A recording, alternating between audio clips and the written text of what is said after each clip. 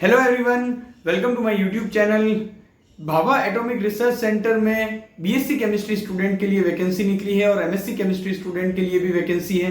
MSc chemistry के लिए जो वैकेंसी है वो है टेक्निकल ऑफिसर की और बीएससी केमिस्ट्री स्टूडेंट के लिए वैकेंसी है स्टाइपेंडरी ट्रेनिंग की। तो देखिए, मैंने एक डिटेल वीडियो ऑलरेडी इस नोटिफिकेशन को लेकर ऑलरेडी मैंने बना चुका हूं। उस वीडियो का लिंक भी मैं आपको डिस्क्रिप्शन में दे दूंगा। अगर आपने वो वीडियो नहीं देखा है तो जरूर देखिएगा। इस वीडियो में हम बात करने वाले हैं कुछ कॉमन डाउट्स की। स्टाइपेंडरी ट्रेनिंग की जो वैकेंसी है बीएससी केमिस्ट्री के लिए, उसको लेकर कई सारे स्टूडेंट के मन में कई सारे डाउट हैं। उन डाउट्स को हम इस वीडियो में सॉल्व करने की कोशिश करेंगे। देखिए, सबसे पहले अगर हम बात करें तो नोटिफिकेशन जो है वो 24 अप्रैल 2023 को नोटिफिकेशन बार्क ने रिलीज किया था और 22 मई 2023 लास्ट डेट है अप्लाई करने की। अब अगर हम बात करें तो बीएससी केमिस्ट्री के लिए जो वैकेंसी है वो है स्टाइपेंडरी ट्रेनी की, और ट्रेनी की जो ये वैकेंसी है वो कैटेगरी 1 में आती है। टोटल पोस्ट अगर केमिस्ट्री की बात करें तो टोटल पोस्ट है 169।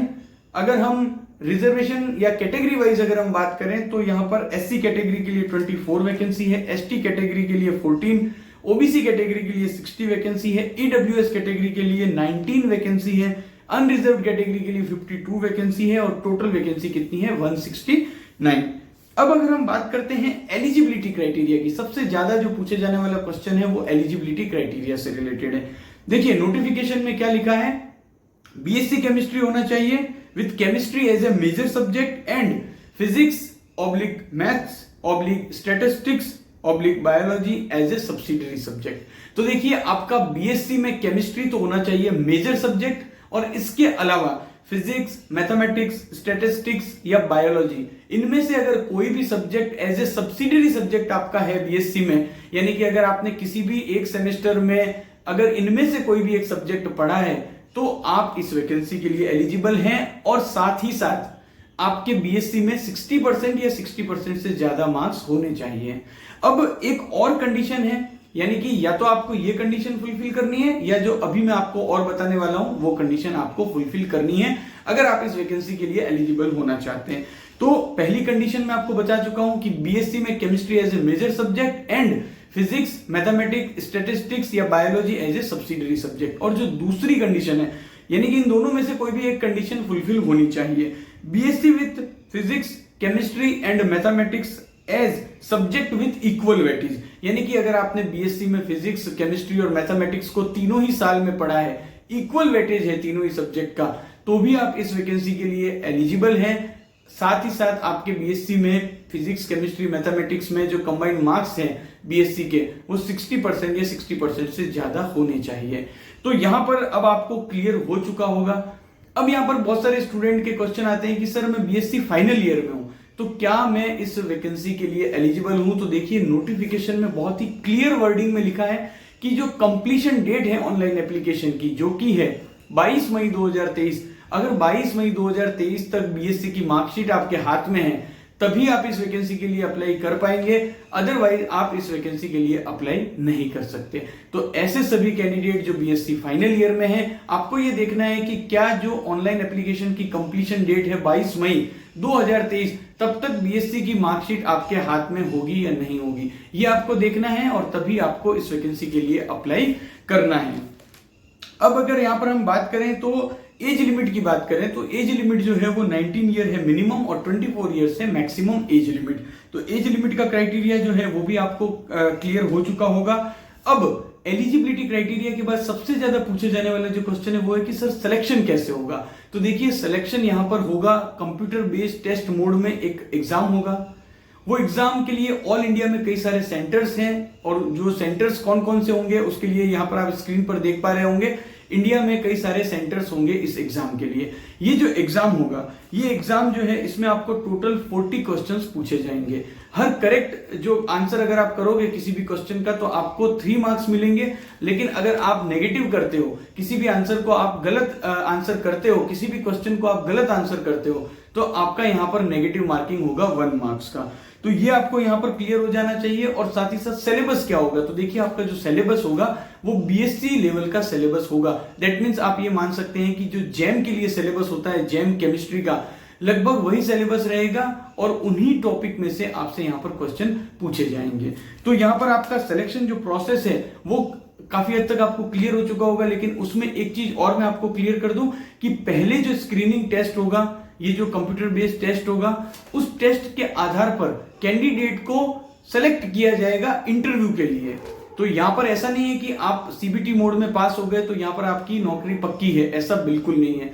जो कैंडिडेट सीबीटी मोड में सेलेक्ट होंगे उनका नेक्स्ट जो इंटरव्यू है वो होगा, और इंटरव्यू में जो कैंडिडेट सेलेक्ट होंगे उनको जो है वो फाइनली सेलेक्ट किया जाएगा। और एक बात और भी यहां पर बता दूं कि सीबीटी मोड में आपके चाहे कितने भी मार्क्स आए, उनका कोई भी वेटेज फाइनल सिलेक्शन में नहीं होगा। दैट मीन्स इंटरव्यू में आपकी जो परफॉर्मेंस होगी उसी के आधार पर आपका फाइनल सिलेक्शन किया जाएगा। ये एक बात आपको ध्यान में रखनी है। और अब आई थिंक सिलेक्शन प्रोसेस से रिलेटेड सारे डाउट आपके जो है वो क्लियर हो चुके होंगे।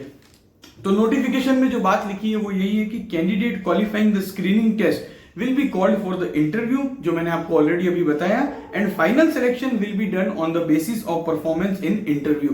No weightage will be given to the marks scored in the screening test. ये मैं आपको ऑलरेडी अभी एक्सप्लेन कर चुका हूं। तो अब यहां पर कई सारे स्टूडेंट के मन में डाउट आ रहे होंगे कि सर क्या हम बीएससी केमिस्ट्री और एमएससी केमिस्ट्री दोनों की वैकेंसी के लिए अप्लाई कर सकते हैं? तो इसका आंसर है यस। अगर आप दोनों ही वैकेंसी के लिए एलिजिबिलिटी क्राइटेरिया को फुलफिल करते हैं तो आप दोनों वैकेंसी में अप्लाई कर सकते हैं, लेकिन दोनों वैकेंसी के लिए आपको सेपरेटली अलग अलग अप्लाई करना होगा। अब अगर हम फीस की बात करें तो फीस यहाँ पर है 150 रुपीज, और यहाँ पर जो है वो कुछ कैटेगरी है जैसे एससी, एसटी, पीडब्ल्यूबीडी एंड वुमेन्स, इन सभी को यहाँ पर जो फीस है उसमें रिलैक्सेशन होगा।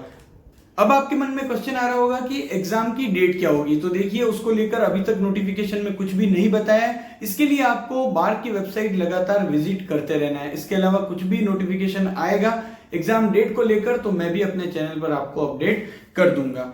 अब अगर हम बात करें कि आफ्टर सिलेक्शन क्या होगा, सर आपने सिलेक्शन की पूरी प्रोसेस तो बता दी, लेकिन जब अगर हम सेलेक्ट हो जाएंगे तो उसके बाद जो है वो सिलेक्शन के बाद की प्रोसेस क्या है? तो देखिए, जैसा कि मैंने पहले ही बताया कि इस वैकेंसी का नाम है स्टाइपेंडरी ट्रेनी। तो ये एक ट्रेनी की वैकेंसी है, और यहां पर आपको इनिशियली जो नोटिफिकेशन में लिखा है, पहले मैं वो आपको पढ़ के बता देता हूं। Selected candidate will be given 2 year training at various department of atomic energy unit across the country. तो यहां पर क्या होगा, पहले जो सिलेक्टेड कैंडिडेट होंगे उन सिलेक्टेड कैंडिडेट की ट्रेनिंग होगी जो डिपार्टमेंट ऑफ एटॉमिक एनर्जी के वेरियस सेंटर्स हैं अक्रॉस इंडिया में, उनमें से किसी भी एक सेंटर में आपको जो है वो ट्रेनिंग के लिए भेजा जाएगा। The candidate will not have any choice और option for the particular training place. अब ऐसा नहीं होगा कि आपको आपकी चॉइस का ही ट्रेनिंग प्लेस मिले। हो सकता है कि आप चाह रहे हो कि मुझे मुंबई मिल जाए, बट ऐसा नहीं है कि आपको मुंबई मिल ही जाएगा। यहाँ पर जो पूरी जो राइट्स है वो जो ज्वाइनिंग अथॉरिटी है उनके पास में होगी। तो यहाँ पर ये आपको क्लियर हो गया कि 2 साल की ट्रेनिंग है जिसमें आपको इंडिया की किसी भी डिपार्टमेंट ऑफ एटॉमिक एनर्जी की लोकेशन पर पहले आपको ट्रेनिंग के लिए भेजा जाएगा। अब अगर हम बात करें तो यहाँ पर आपको जो स्टाइपेंड मिलेगा वो पहले साल में होगा 24,000 पर मंथ, और जो सेकेंड ईयर है उसमें आपको जो स्टाइपेंड मिलेगा वो 26,000 पर मंथ होगा। तो यहाँ पर ये तो हमें क्लियर हो गया कि 2 साल का ट्रेनिंग का पीरियड है। तो अब आपके मन में जो नेक्स्ट क्वेश्चन आएगा वो ये है कि सर 2 साल के बाद हमारा क्या होगा? तो देखिए, यहाँ पर एक बहुत ही इंपॉर्टेंट बात है नोटिफिकेशन में, after successful completion of training trainees will be considered for absorption in scientific assistant post depending on their performance during the period of training and interview to be held at the end of training. तो देखिए, जो ये 2 साल का training period है इसमें आपकी performance को इवेल्युएट किया जाएगा, और उसके बाद एक इंटरव्यू होगा। ट्रेनिंग के बाद क्या होगा, एक इंटरव्यू होगा। तो ट्रेनिंग के दौरान आपकी परफॉर्मेंस और इंटरव्यू में आपकी परफॉर्मेंस, इसके आधार पर आपका सिलेक्शन किया जाएगा साइंटिफिक असिस्टेंट की पोस्ट के लिए। तो ये एक बहुत ही इंपॉर्टेंट पॉइंट है। ऐसा नहीं होगा कि 2 साल की ट्रेनिंग के बाद डायरेक्टली आपको साइंटिफिक असिस्टेंट की पोस्ट के लिए ले लिया जाएगा। पहले आपकी जो परफॉर्मेंस है उसका इवेल्युएशन होगा, उसके बाद इंटरव्यू होगा, और उसके बाद जो कैंडिडेट होंगे, सेलेक्ट होंगे इसमें, उनको साइंटिफिक असिस्टेंट की ये पोस्ट दी जाएगी। तो ये आपको ध्यान में रखना है। अब अगर आपका सिलेक्शन हो जाता है साइंटिफिक असिस्टेंट की पोस्ट के लिए, तो जो सैलरी आपको ऑफर होगी वो एंट्री जो सैलरी है, एंट्री पे है, वो है 44,900 पर मंथ। तो इसके अलावा इसमें कुछ अलाउंसेस भी होंगे। तो सैलरी काफी अच्छी है, लेकिन आपको ये ध्यान में रखना है कि इसका जो सिलेक्शन क्राइटेरिया है वो क्या है। और ये जो पोस्ट है वो लेवल 7 की पोस्ट है। अब इसके अलावा कई सारे डाउट तो हमने इस वीडियो में क्लियर कर लिए, लेकिन अभी भी कई सारे स्टूडेंट होंगे या कई सारे कैंडिडेट होंगे जो अप्लाई करना चाह रहे हैं, उनके मन में डाउट है। तो देखिए यहाँ पर एक हेल्प डेस्क नंबर है, जो हेल्प डेस्क का नंबर है वो है 04447749000। नोटिफिकेशन में ये नंबर दिया गया है, उस नंबर पर आप कॉल कर सकते हैं मंडे टू सैटरडे, और जो टाइमिंग है वो है 10 बजे से लेकर 6:30 बजे तक। आपको यहाँ पर कॉल करना है, क्योंकि अगर आपके मन में कोई भी डाउट है तो उनको पहले क्लियर कर लेना है, उसके बाद ही आपको अप्लाई करना है। आई एम श्योर कि जो ट्रेनी की वैकेंसी है उससे रिलेटेड जितने भी डाउट थे वो आप सभी के क्लियर हो चुके होंगे। इसके अलावा कोई क्वेश्चन या कोई क्वेरी है तो नीचे आप कमेंट भी कर सकते हैं। इस वीडियो को आप अपने सभी फ्रेंड्स के साथ शेयर जरूर कीजिएगा। Thank you for watching this video.